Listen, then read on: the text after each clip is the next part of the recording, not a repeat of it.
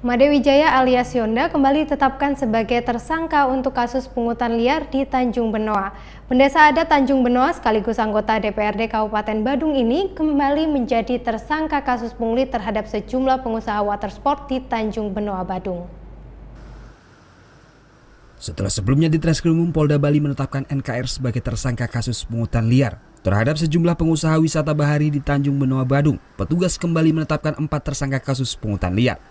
Salah satunya adalah tersangka kasus reklamasi Tahura Tanjung Benoa, Made Wijaya alias Yonda. Anggota DPRD Kabupaten Badung dari Partai Gerindra ini ditetapkan sebagai tersangka utama kasus pungutan liar. Yonda yang juga menjabat sebagai bendesa adat Tanjung Benoa ini berperan sebagai aktor intelektual atau orang yang memiliki inisiatif. Dia bersama wakil bendesa adat yakni tersangka IMS membuat pararem atau peraturan adat tentang gali potensi bahari sejak tanggal 12 Oktober 2015. Kemudian tersangka IKS berperan sebagai ketua gali potensi dan tersangka IWK berperan sebagai ketua badan pemusyawaratan desa adat. Selama 2 tahun para tersangka melakukan pungutan mengatasnamakan desa adat. Selama 2 tahun keuntungan yang didapatkan mencapai 5 hingga 6 miliar rupiah.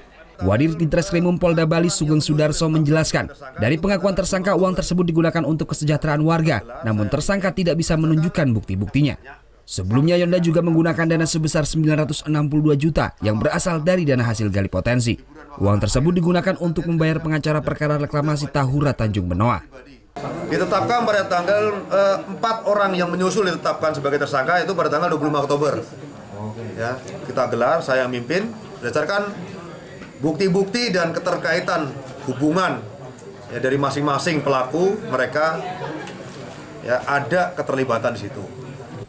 Para tersangka melakukan pungutan tersebut dengan pemaksaan sehingga mereka dijerat dengan pasal 368 KUHP tentang pemerasan. Namun mereka tidak ditahan karena ancaman hukumannya di bawah 5 tahun penjara.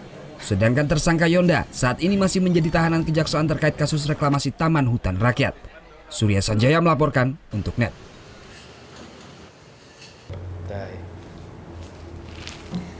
Udah selesai kan nontonnya? Nah, jadi jangan lupa buat like, komen, dan subscribe ya.